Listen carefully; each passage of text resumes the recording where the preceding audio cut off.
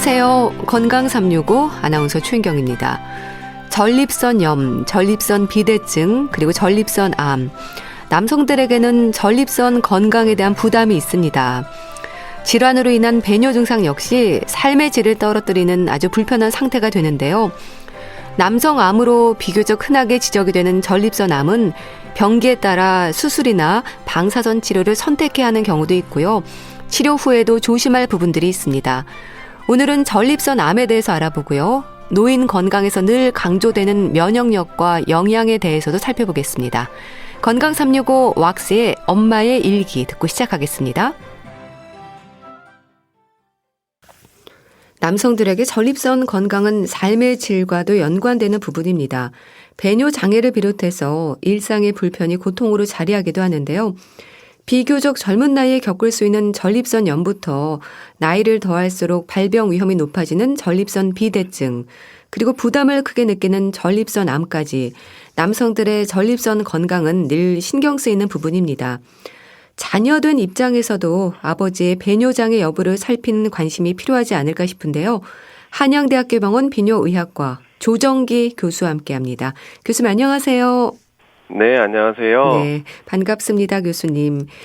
이 남성들에게는 나이 들수록 전립선 비대증에 대한 부담이 있습니다. 교수님, 노년기 남성들에게 아주 흔한 질환이죠? 네, 매우 흔한 질환입니다.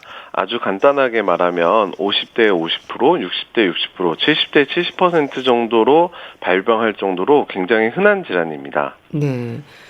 이 전립선 비대증 진단을 받고 치료받는 분들도 많은데요. 전립선 비대증이 전립선암으로 발전하지 않는다는 건 이제 많은 분들이 좀 아시죠? 네, 많은 분들이 알고 계시긴 한데요. 네. 아직도 많은 분들이 헷갈려 하십니다. 두 질환 모두 중년 이후에 노년에서 발견되며 동반돼서 발견되기 때문에 그러한 오해를 가지고 있는 분들이 아직도 많이 있는 걸로 알고 있습니다. 예. 그런데요, 전립선 질환의 증상이 배뇨 장애인 만큼 전립선암에 있어서도 배뇨 장애는 지적이 되는 부분이지 않습니까? 전립선암은 무증상이 특징입니다. 전립선암에서 증상이 나타나는 경우라면 동반된 전립선 비대증에 의해서 발생되거나 전립선암으로 인해 커져서 생기는 배뇨장애나 혹은 배변장애가 발생할 수 있습니다. 예. 배뇨장애라고 한다면 어떤 건가요? 네, 소변이 급하게 마렵다든지 아니면 소변을 보더라도 남아있는 듯한 느낌이 난다든지 아니면은 뭐 밤에 잠을 자다가 소변이 마려워서 깬다든지 하는 그런 증상들이 있고요. 뭐 자주 가는 그런 증상들도 있습니다. 예. 교수님, 남성의 생식기인 전립선에 생기는 악성 종양이 전립선암인 거죠? 전립선이 방광 아래쪽에 있지 않나요? 네, 전립선암은 전립선에서 생긴 악성 종양을 의미하고요. 전립선은 방광의 아래에 위치하고 앞쪽에 서 있다는 의미로 해서 전립선이라고 불리게 되어 있고요. 영어로는 프로스테이트입니다. 그래서 앞쪽에 서 있다라는 의미로 전립선이라고 불리고 있습니다. 예. 그럼 전립선의 어느 위치에 암이 생기는 건가요? 네, 전립선은 크게는 중심부, 이행대, 말초부로 나누어지게 되는데요. 말초부에 주로 악성 종양인 암이 발생하게 됩니다. 대부분은 직장에 가까운 위치에 발생하게 되지만 약 30% 정도는 앞쪽에서 발생하기도 합니다. 예.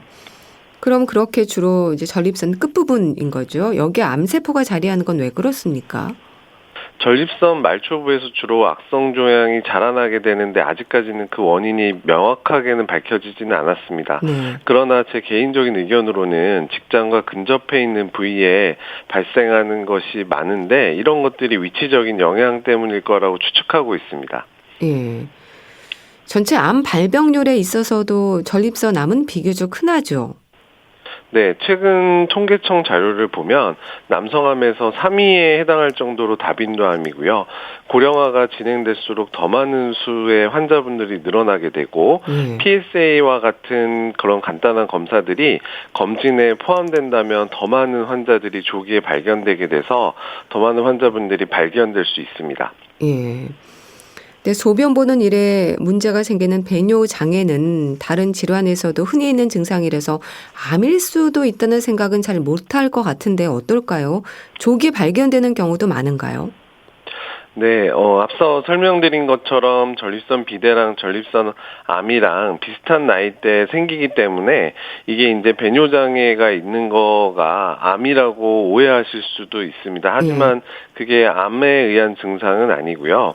요즘은 간단하게 PSA라고 하는 피검사를 통해서 전립선 암의 스크리닝이 가능합니다. 네. 그리고 현재까지 전립선 암의 스크리닝 검사로 인정받는 검사는 손가락을 항문에 넣어서 만지는 직장수지 검사와 피로 시행하는 PSA 두 가지가 있고요. 이 두 가지 검사를 통해서 조기 발견이 가능합니다. 네.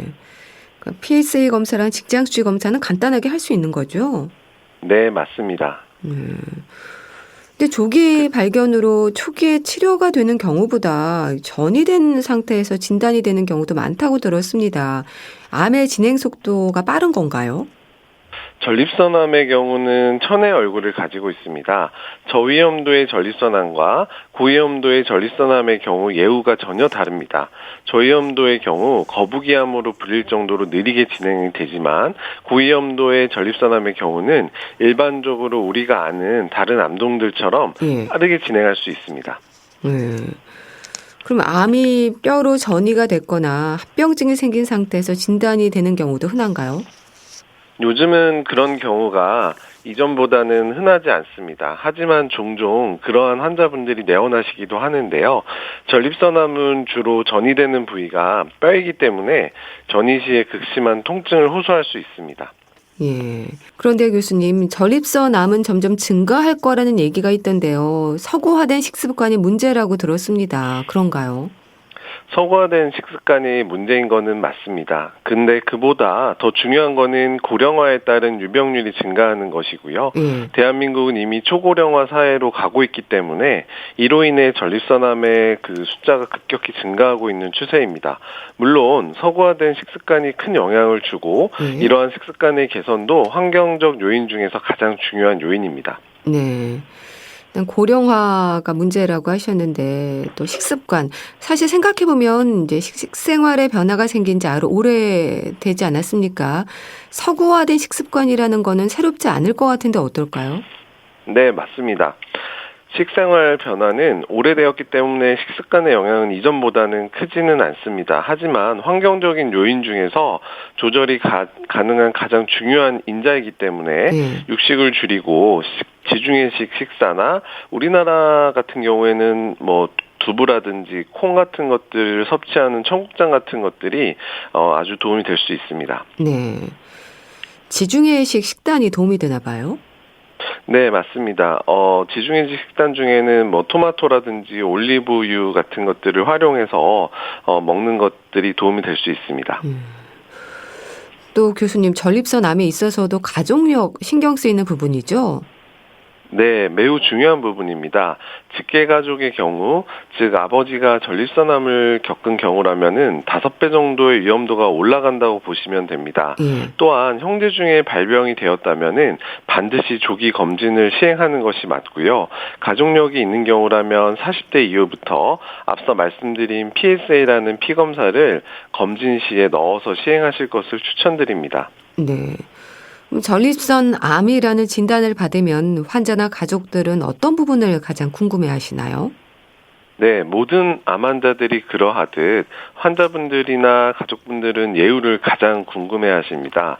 전립선암의 경우는 크게는 저위험도, 중간위험도, 고위험도로 나눠지는데 이 각각의 위험도들도 다 나눠집니다. 그런데 이제 세분화된 위험도와는 관계없이 전립선암은 저위험도와 고위험도가 전혀 다른 성향을 가지는 암으로 보시면 되고요. 저위험도의 전립선암의 경우는 거북이암으로 불릴 만큼 진행이 천천히 일어나서 액티브 서베일런스와 같은 적극적 감시 관찰 같은 것들도 치료로 가능한데요.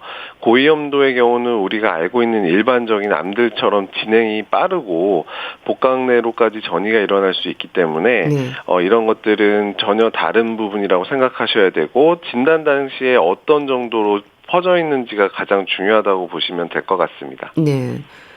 그럼 전립선 암의 병기로 볼 때 어느 단계에서 발견되는 경우가 많은가요? 네, 요즘은 국소 전립선암으로 진단되는 경우가 가장 많습니다.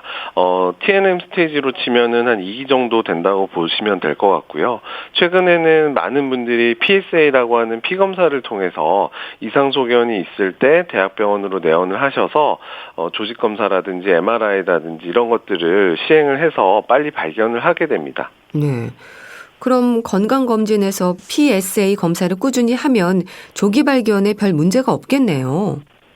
네, 가족력이 있는 경우라면은 40대 이후부터 1년에 한 번씩은 검진 시에 PSA를 시행하시면 되고요. 또한 가족력이 없는 경우라면 50대 이후에 적어도 2년에 한 번씩은 PSA를 하신다면 큰 문제 없이 조기 발견을 할 수 있을 거라고 생각합니다. 네. 그렇다면 교수님, 치료법은 여러 가지인가요? 치료 방법에는 크게 나눴을 때 근치적인 치료랑 완화 치료가 있는데요. 근치적인 치료에는 수술적 치료와 방사선 치료가 있습니다. 그리고 완화 치료에는 호르몬 치료와 항암 치료가 있다고 보시면 됩니다. 예. 그럼 전립선 암 환자들이 아무래도 노년층이 많기 때문에 다른 만성 질환으로 치료 중인 분들도 많지 않습니까? 치료에 있어서 걸림돌이 되는 경우는 없을까요?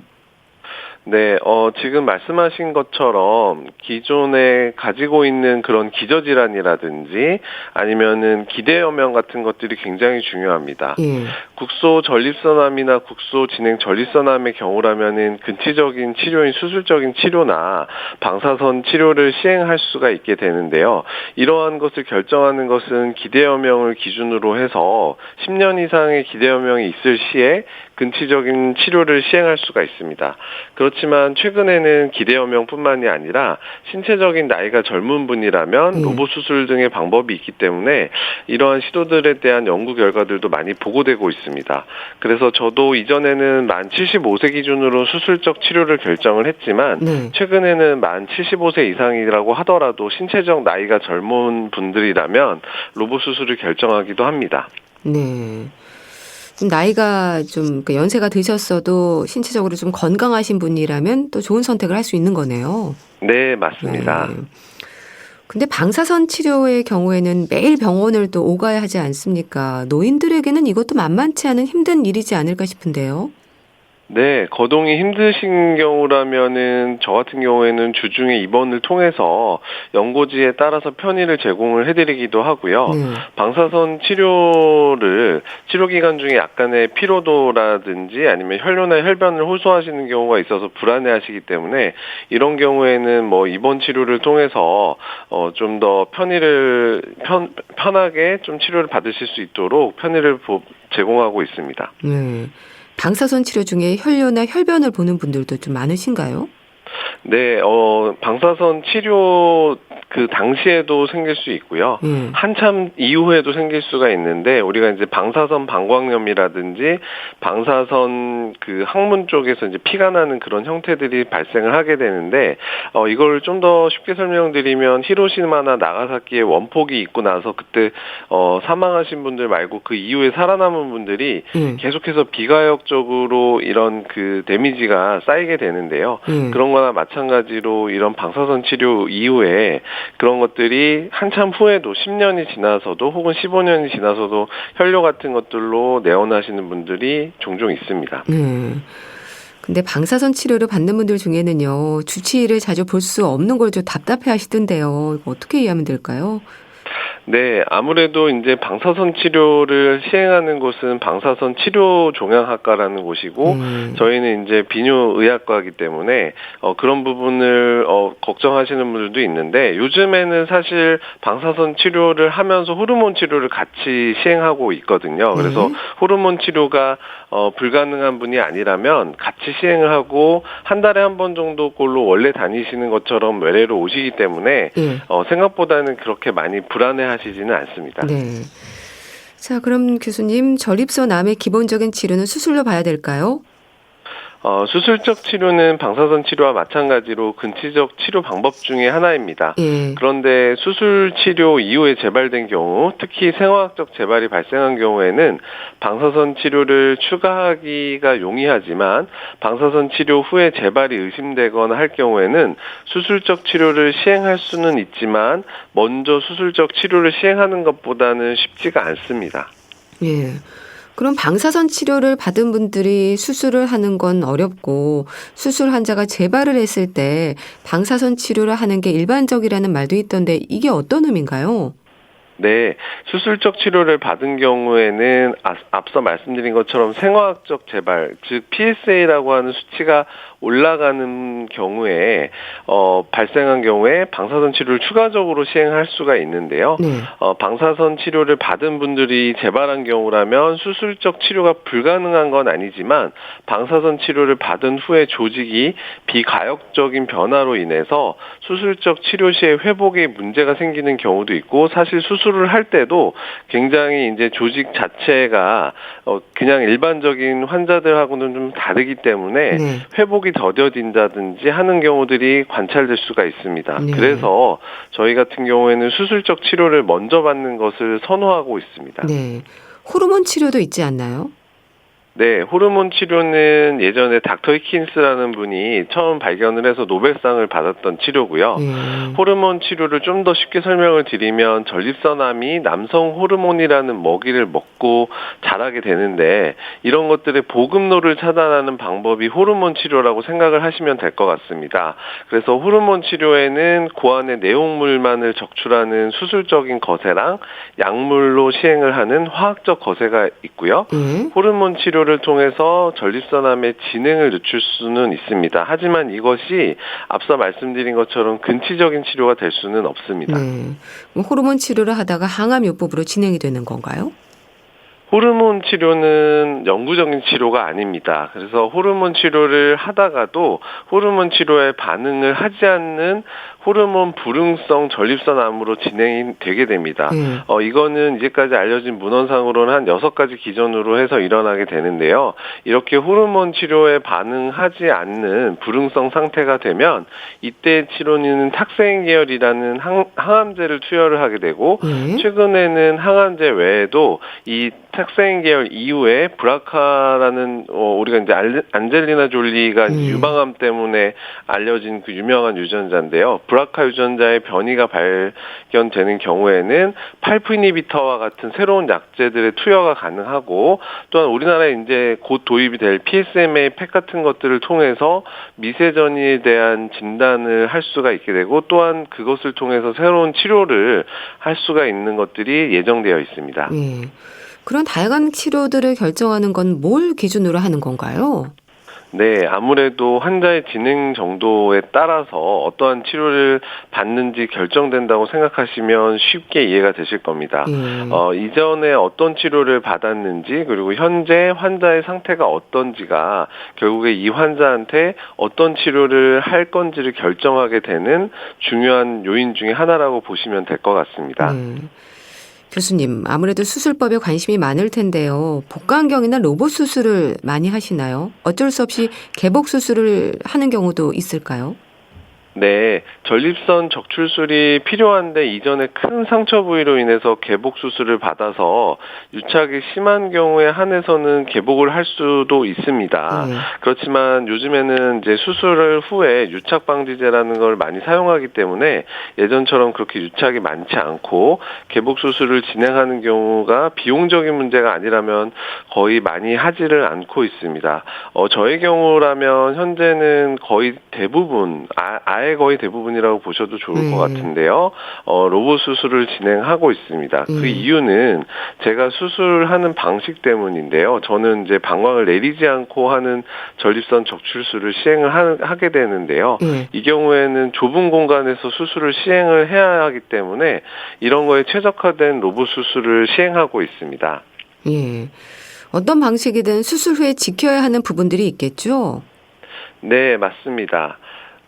아무리 좋은 방법으로 수술을 해드리더라도 수술 후의 관리가 매우 중요합니다.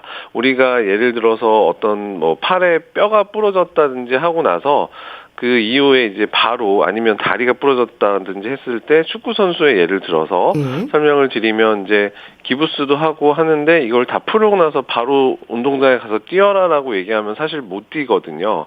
그런 것처럼 수술 후에 재활 같은 것들이 굉장히 중요한데요. 수술 후에 생길 수 있는 요실금 같은 것들을 환자적인 요인에 의해서도 결정이 되지만 수술 전후에 케겔 운동이라는 항문 조이는 운동을 적극적으로 시행하는 것이 중요하고요. 또한 조기에 이 수술 후에 생길 수 있는 발기부전에 대해서 음경재활을 시행하는 것이 매우 중요합니다. 우리나라에서는 음경재활에 대한 중요성이 상대적으로 적게 부각이 되고 있지만 서구권에서는 남성 성기능을 매우 중요하게 보기 때문에 술 후에 적극적인 케겔 운동과 음경재활을 시행하실 것을 추천드립니다. 네. 자, 오늘 어버이날입니다. 자녀들이 아버지의 전립선 건강을 점검하기 위해서 어떤 질문을 드리면 좋을까요, 교수님? 네, 일단은 아버님께 이게 아무래도 요즘에 제가 진료실에서 느꼈던 그런 얘기를 좀 해드리고 싶은데요. 아버지의 암은 상대적으로 좀 소외되는 부분이 있습니다. 예를 들어서 수술을 결정하신다든지 할 때도 아버지 같은 경우에 사실 우리가 가정에서 굉장히 열심히 가장으로서 살아가고 있지만 정작 아버지가 아프고 하는 것들에 대해서는 가족들에게 적극적으로 어필을 하고 이 수술적인 치료나 이런 거를 할 때 아무래도 요즘은 경제권이 여성에게 많기 때문에 수술적인 치료나 이런 걸 결정할 때도 보면 따님이 오시면 쉽게 결정이 되거든요.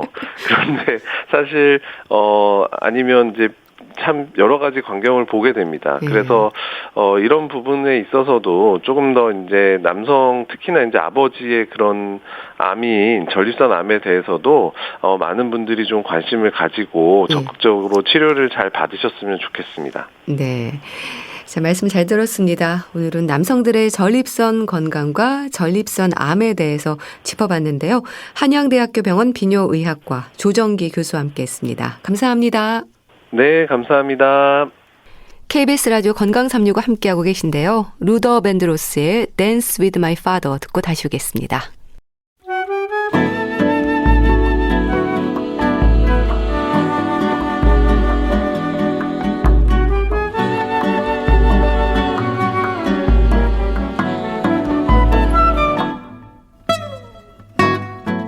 건강한 하루의 시작. KBS 라디오 건강365 최윤경 아나운서의 진행입니다.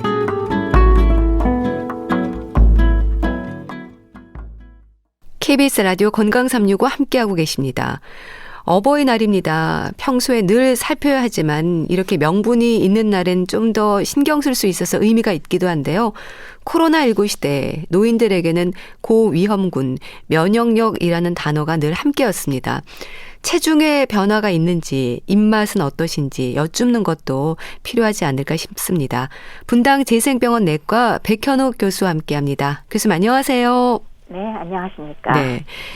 교수님, 이 노인들 중에는요, 입맛이 없다는 말씀도 하시지만 뭘 먹어도 입이 쓰다는 말을 하거든요. 입맛이 없고 입이 쓰고 딱히 먹고 싶은 것도 없을 때 사실 걱정이 되는데 어떨까요? 입맛이 쓰다는 건 뭘 의미하는지도 궁금합니다. 단순히 입맛 없는 게 아니라 쓰다는 거에다 지금 초점을 맞추신 거죠? 네. 단맛이나 감칠맛에 비해서 원래 우리 몸에서 느끼는 쓴맛은 먹은 음식에 대한 독성을 경고하는 맛이죠. 네. 그래서 사실 이거 먹지 말아라 하는 게 사실 쓴맛이긴 해요. 근데 반면에 단맛은 왜 탄수화물의 맛을 감지하는 미각이 되겠고요. 네. 감칠맛은 아미노산, 즉 단백질의 맛을 감지하는 그런 미각이 되겠습니다. 이런 단맛과 감칠맛의 민감도가 떨어지고 그래서 쓰다고 느끼거나 아예 맛을 못 느끼겠다는 분들도 상당히 많으시죠. 이런 미각 변화, 그러니까 맛이 다르게 느껴지고 모든 음식 다 쓰다고 느껴질 경우는 특히나 영양소가 부족한데 아연이 부족할 때 이런 입맛 바뀌는 거를 우리가 많이 볼 수가 있어요. 그러니까 노인들한테 흔한 영양소 부족이니까 한번 체크를 해볼 필요가 있고요. 근데 물론 이제 또 하나는 사실은 또 입쓰다고 하는 경우가 없진 않습니다. 왜 우리 일식도 역류질환 굉장히 흔하잖아요. 젊은 사람도 있고 노인들도 많고 이거는 사실은 위산의 신맛 더하기 그 위에 그 소화액인 담즙이 미리 좀 섞여 있는 것들이 같이 올라오기 때문에 입이 굉장히 쓰다고 느끼는 경우가 많으니까 한번 그것도 체크는 해보셔야 될 것 같아요. 네. 아주 흔한 질환이니까. 영양소 측면에서는 아연을 한번 꼭 점검해 보시기 바랍니다. 네. 일단 식욕이 사라진다는 게 건강 이상의 신호이지 않을까 싶기도 한데 어떻습니까? 그렇죠. 왜 우리나라 사람은 한국인은 밥심으로 산다라고도 하잖아요. 네. 밥이 보약이라고도 하고요. 근데 이제 식욕이 없어져서 노인이 식사를 못하게 되면은 체중이 갑자기 빠지고요. 그렇게 되면 당연한 얘기지만 정상적인 체력 유지도 어렵고 건강 자체가 문제가 됩니다. 물론 이렇게 체력이 빠지고 체중이 빠지는 이유가 뭐 암이라든지 갑상선 질환이라든지 그런 다른 질환 때문에 살이 빠질 수도 있고 식욕이 떨어질 수 있지만 네. 이런 기저질환이 아주 뚜렷하게 있지 않아도 노인성 식욕부진 그 자체만으로도 심한 체중 감소 그리고 근감소증이 동반되면 그 결과로 합병증도 굉장히 다양하게 동반되기 쉽고요. 사망까지도 갈 수가 있으니까 사실 문제가 크죠.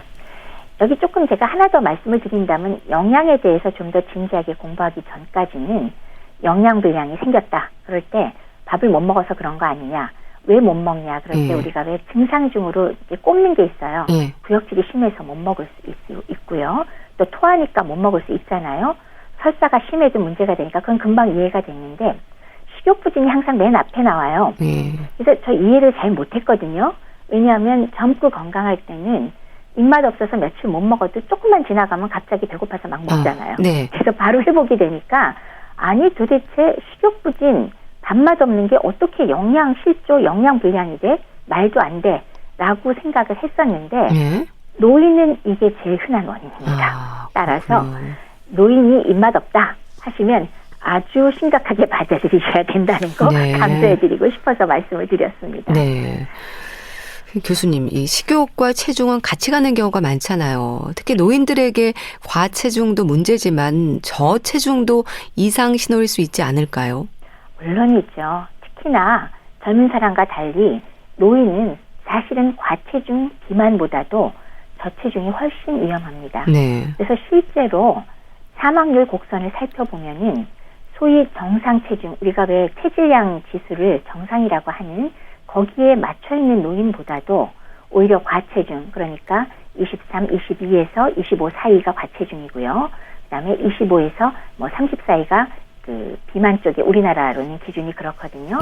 이렇게 비만이거나 과체중인 노인의 경우 오히려 사망률이 더 적다, 낮다는 걸 알 수가 있거든요. 이건 굉장히 뜻밖이긴 하지만 사실입니다. 그리고 반대로 체중이 낮아질수록 특히 저체중으로 갈수록 사망률이 급격하게 증가가 되고요.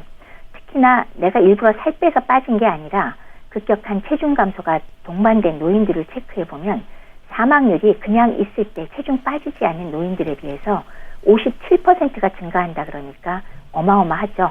그래서 문제는 저체중이지 사실은 과체중은 문제가 적다라는 걸 강조해드리고 싶습니다. 네. 또 밥에 물을 말아서 먹어도 잘 안 넘어간다는 말을 하는 분들도 있습니다. 노인들 중에 삼킴 장애를 느끼는 경우도 많지 않나요? 그렇죠. 연세 높은 분들이 병원에 오시는 사유 중에 이 삼킴 장애, 삼키지를 잘 못해서 밥을 못 먹어서 문제가 된다. 이런 경우 굉장히 많습니다. 우리 왜 흔하게는 어떨 때 연하곤란 삼킴 장애가 올까 생각해보면 아 맞다.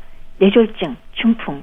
그건 우리가 금방 연상을 하잖아요. 네, 콧줄 끼고 거기다가 식사를 드리는 거 많이 보니까. 근데 그것뿐이냐.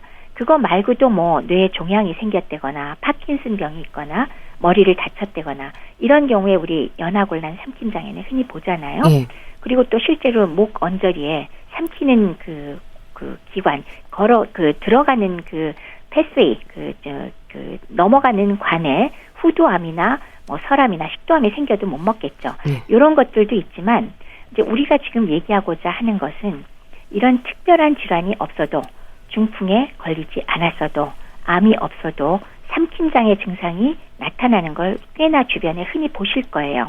이제 초기는 그냥 목이 좀 거북하고 약간 좀 삼키기 쉽진 않은데 사례가 자꾸 들려 식사하면은 이런 거 흔하고요. 그다음에 아이고 이 정도 음식은 내가 삼키기 어려워 하는 증상 그런 것들이 발견될 때, 그럴 때 우리가 삼킴 장애라고 얘기를 하는데, 노화로 인해서 사실은 그 인두의 구조도 변화하고 구강 내 구조도 변화하고 신경세포가 감소하는 것도 원인이 되지만 사실은 급성 영양 불량에 동반되면서 갑작스럽게 삼키지 못하는 경우 많거든요. 이런 경우는 근감소증이 동반되면서 근육이 약화되는 것도 상당히 중요한 원인이 되는 것으로 보입니다. 네. 체중이 감소한다는 건 특히 별다른 다이어트를 한 것도 아닌데요. 살이 빠지면 면역력도 걱정이 됩니다. 면역력이 떨어지는 신호들도 많지 않나요? 그렇죠. 보통 이제 면역력 떨어지는 신호들로 이제 이것저것 뒤져보고 결국 보고된 것들을 보면 1차로 면역력 떨어지면 당연히 바이러스나 세균 감염에 취약해지지 않습니까? 그래서 우리가 왜 바이러스 감염 중에 굉장히 아픈 병 있잖아요. 대상포진. 대상포진이 갑작스럽게 생겼다. 이거 면역력 떨어졌다는 의미가 되겠죠. 무척 아프고 전신 증상 심할 수도 있고요. 또 하나는 역시 바이러스겠지만 감기에 자주 걸리고 전에보다 그리고 잘 낫지 않는다. 이런 것도 면역력 떨어진 거에 신호가 되겠고요. 그거 외에 장내에 세균이 과증식되거나 장 점막의 투과성이 증가되면서 밥을 먹으면 자꾸 배가 아프고 가스 차고 그리고 찔끔찔끔 설사도 자주 한다. 이런 배탈도 자주 나는 것도 일종의 면역력 떨어지는 신호가 될 것이고 마지막으로 입술에 또 헐페스 구내염 잘 생기는 거 있죠. 그리고 여성의 경우는 질염도 생길 수 있고 피부 여기저기에 이렇게 곰거나 하는 봉화증염 같은 거 생기고 잘 아물지 않고 이런 것들이 우리가 일반적으로 면역력이 떨어지는 신호라고 보는 그런 4가지 사안이 되겠습니다. 네. 그럼 노인들에게 면역력은 건강에 어떤 영향을 주는 걸까요? 노인이 면역력 저하되는 이유가 크게 2가지잖아요. 하나는 노화 자체로 인한 거고 또 대부분의 노인이 만성질환을 갖고 있으니까 그런 2가지 이유로 면역력은 잘 떨어지는데 결국 나이가 들면서 백혈구가 우리 면역세포라는 거 알잖아요. 배식세포, 그다음에 그 자연 살세포 같은 그런 선천성 면역 기능을 나타내는 그런 세포들 아니면은 T세포, B세포 같은 후천성 면역 기능을 나타내는 세포들의 기능이 점차로 떨어지는 거죠. 그렇게 되면은 체내에서 염증 발생이 잘 생기고 그러면서 거꾸로 외부 병원체나 바이러스에 대해서는 제대로 방어를 못하고 감염은 또 잘 생겨요. 그래서 자체 내에 만성 염증 반응은 꾸준하게 있으면서 바깥에서 들어오는 거에 대해서는 저항을 못하고 암이나 만성 염증 질환 그리고 자가 면역 질환들이 증가할 수 있다는 게 노인들의 면역력 변화의 특성이라고 할 수가 있겠습니다. 사실 코로나19 시대를 살면서 노인들을 고위험군으로 구분하고 감염에 대한 위험에 노출이 되지 않도록 조심을 했는데요. 그러니까 나이 들수록 감염률이 증가하는 건 어떤 부분에서는 당연한 일이네요. 그렇습니다. 방금 말씀드렸듯이 어찌됐건 노화건 아니면 동반된 만성질환 때문에 면역력 떨어져 있으니까 당연히 외부의 바이러스나 세균이나 이런 감염에 대해서 굉장히 취약하죠. 그리고 걸리면 치사율 매우 높습니다. 그러니까 지금 사망과 연관된다, 직결된다는 점에서 상당히 노인들의 경우 고위험군이라고 구별을 할 수밖에 없습니다. 그래서 또 예방 백신과 같은 방법으로 감염 질환을 예방하기도 하는데요. 교수님, 노인들이 잘 챙겨야 하는 예방 백신, 폐렴을 비롯해서 대상포진도 있고 많지 않습니까? 그렇죠. 최근에는 워낙 코로나 백신 때문에 정신줄이 없어서. 근데 기본으로 노인들한테 우리가 권하는 백신이 4가지가 있습니다. 첫 번째는 코로나와 연관돼서 우리 관심 높았던 독감 백신. 그건 매년 맞는 거니까요. 그건 맞으시면 되고. 그다음에 2번째는 폐렴 백신. 요거는 사실 평생에 한 차례 그 백신으로 족합니다. 물론 이제 2가지 종류가 있어서 2번을 어떻게 맞느냐. 그거는 이제 병원에 상의하시면 되겠고요. 3번째는 소위 말해서 파상풍 백신인데 이제 성인용으로 어렸을 때 왜 파상풍, 딥테리아 그리고 그 100일의 백신을 맞고 난 다음에 10년마다 추가 접종하는 건 기본인데요. 요새 또 왜 할머니, 할아버지가 손자 많이 봐주잖아요. 그러면 12개월 미만의 그런 아기들하고 접촉 예정이다. 그러면은 요 파상풍 디프테리아 백신에다가 100일에가 포함된 백신을 한 번만 미리 맞아놔라. 그런 얘기가 있고요. 그다음에 마지막으로 4번째는 대상포진. 굉장히 고생하니까 평생에 한 번 맞으면 되는 거니까 그렇게 4가지를 저희가 권해드리고 있습니다. 교수님이 노화로 면역력의 조절 기능에 장애가 생길 때 증상으로 나타나는 신호들이 뭘까요? 예, 면역력 떨어지니까 아무래도 바이러스 감염 잘 된다 그랬죠. 예. 그러면 감기를 달고 산다. 그러면 나 문제 있네 네. 생각할 수 있을 거고요. 앞서 말씀드렸듯이 설사, 가스가 차고 그다음 거꾸로 변비랑 설사 엇갈리는 그런 위장관 증상이 전과 다르게 자꾸 생긴다. 요거 면역력 문제가 있지 않나 생각을 하시고요. 그다음에 피부에 상처가 잘 나는 게 낫지를 않아요. 아니면 자꾸 골마요. 그런 것들이 있거나 그다음에 스트레스가 많고 만성적으로 아주 피곤하고 또 특히 노인들이 기력이 떨어지고 그래서 자꾸 안 나가려고 그러고 활동량이 저하됐을 때 또 소위 말하는 노쇠 증상들이 동반될 때 면역력 장애가 있지 않은가 그런 쪽으로 생각을 좀 해보셔야 되겠습니다. 네. 염증성 시토카인에 대한 지적도 있지 않나요? 그렇죠. 앞서 말씀드렸듯이 나이가 들어감에 따라서 평소에는 약한 정도의 만성적인 염증 반응은 계속 있어요. 근데 실제로 바깥에서 들어오는 세균이나 바이러스에 대해서는 제대로 방어 기능은 못하는 그런 문제점이 생기거든요.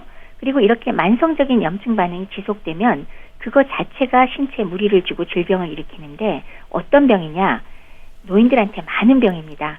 즉 암이라든지 심혈관계 각종 질환들, 치매, 파킨슨병, 골다공증, 그다음에 근육 소실되는 거, 무기력증 이런 것들이 전부 다 만성염증과 연관되어서 염증성 사이토카인이 만성적으로 혈청에서 높게 나오기 때문에 생기는 병이다. 그래서 이런 것들이 문제가 되고 따라서 이게 높을수록 질병이 많이 걸리고 사망률이 높다라는 결과도 나와 있습니다. 네. 노인일수록 질 좋은 식품군으로 잘 드셔야 한다고 하지 않습니까? 이건 영양 불량이 주는 면역력의 저하를 걱정하는 거겠죠? 맞습니다. 영양 불량 동반되면 기본적으로 면역력 저하되는 건 당연하죠. 그럼 도대체 뭘 먹을 거냐? 그냥 문득 제가 요거 보면서 1차로는 조금 전에 제가 암 예방제 말씀드리고 만성염증 말씀드렸기 때문에 그런 만성염증 억제 효과를 지닌 식물성 파이토케미칼 좀 많이 알려져 있잖아요. 포도주에 들어있는 레스베라트롤 같은 것들이 있고요. 토마토의 그 붉은색의 라이코펜이라는 영양소도 있고요. 또 카레의 커큐민 같은 건 치매도 예방한다 그러거든요. 그래서 인도 사람이 치매가 적다 그러기도 하고 녹차의 카테킨 좋은 거 우리가 알고 있고 그다음에 각종 붉은색 색소 안토시아닌 같은 것들이 염증 억제 효과가 굉장히 커서 면역력 저하도 막아주지만 암 예방 효과도 우리가 기대할 수 있다 그러니까 색색까지 채소 열심히 잡수시는 거 꼭 좀 권해드리고 싶고요. 그다음에 당연히 면역 물질 재료와 대사를 위해서 단백질 충분히 드시는 것 권고해드리고 싶습니다. 네. 그렇게 영양소가 좀 부족하지 않도록 그러면 식사에서 어떻게 신경을 쓰고 식단을 구성하면 될까요? 요즘과 같은 봄철은 그래도 제철 음식도 많잖아요. 제철 음식 그럴 때 봄철은 저는 사실 이럴 때는 그저 달래, 냉이 그런 봄나물, 두릅 이런 게 맛있고 좋더라고요. 그래서 잠깐 찾아봤더니 두릅에는 실제로 사포닌도 많으니까 피로회복에 굉장히 도움이 된다 그러고요. 달래 같은 경우는 칼슘, 인, 칼륨, 비타민, 철 그런 이제 무기질과 비타민이 굉장히 풍부하기 때문에 혈액순환도 촉진하고 빈혈에도 도움이 되고 면역력이 강화된대요. 그리고 냉이 같은 경우는 사실 그 쌉쌀한 맛이 입맛 굉장히 되찾게 하는데 이거 역시 비타민 A와 C 그리고 칼슘도 풍부하고 상대적으로 채소 중에서는 단백질 함량도 높다 그러니까 이런 거 좀 많이 드시면 입맛도 나고 건강에도 좋지 않을까 싶습니다. 네. 또 노인들에겐 악상 위험도 걱정이어서인지 칼슘 섭취를 비롯해서 골밀도가 강조가 되던데요. 교수님, 노인들에게 칼슘 부족인 경우가 많습니까? 실제로 국민건강영양조사 결과를 보면 노인의 경우 이 칼슘 섭취량은 권장량보다 확연히 부족하긴 합니다. 그러나 식품이 아닌 영양보조제로서 칼슘을 단독 사용하면은 위장장애 유발도 굉장히 쉽게 나오고요.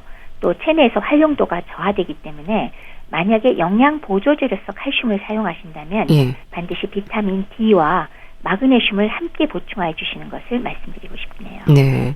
또 교수님이 늘 강조하는 영양소 중에 하나가 무기질 중에 아연 성분입니다. 아연 부족이 주는 위험으로 어떤 부분들이 지적이 될까요?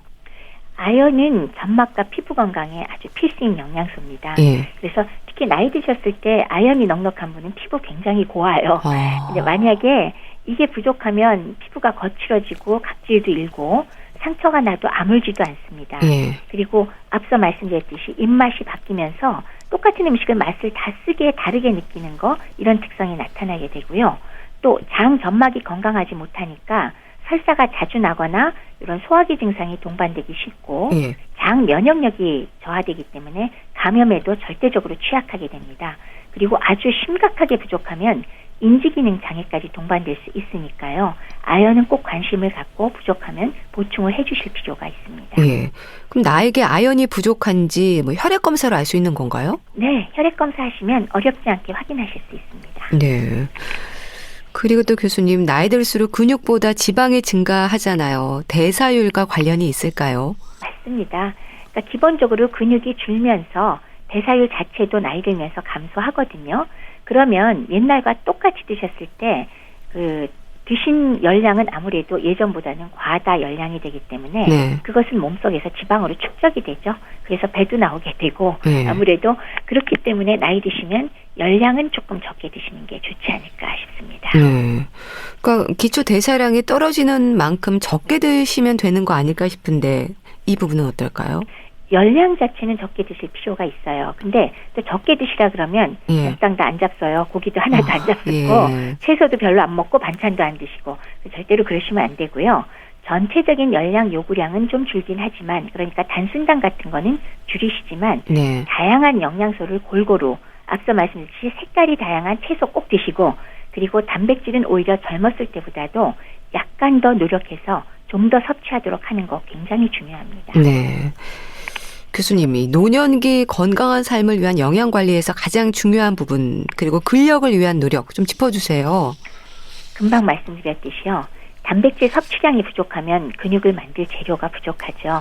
그렇기 때문에 단백질의 섭취량만큼은 오히려 체중 킬로그램당 젊었을 때보다 더 많은 양을 섭취할 필요가 있습니다.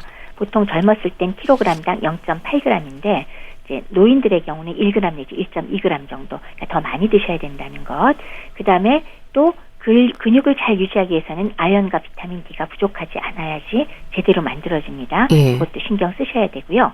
그리고 운동하지 않으면 안 되니까 반드시 운동을 겸하셔서 이렇게 세 가지만 좀 염두에 두셔도 어느 정도 근육을 유지하는데 도움이 되는데 아주 큰 역할을 할 겁니다.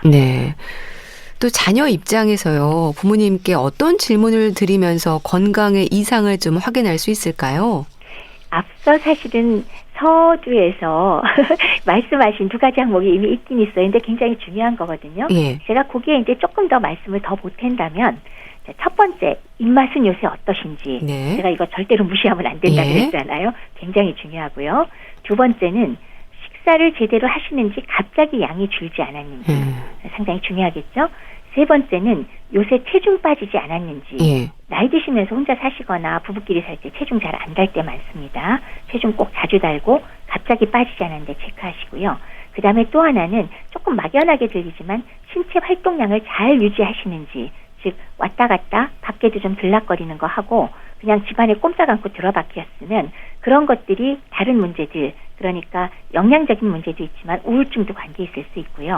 그래서 신체 활동량을 잘 유지하시는지 꼭 여쭤보시고요. 그다음에 조금 사소할 수 있으나 대소변 실수가 요새 자주 생기진 않는지 화장실 가기 전에 자꾸 대변 소변 지리거나 이런 게 더 잦아지지 않는지 이런 한 5가지 정도 체크해보면 건강 이상 상황을 잘 살펴보실 수 있을 것 같습니다. 네, 말씀 잘 들었습니다.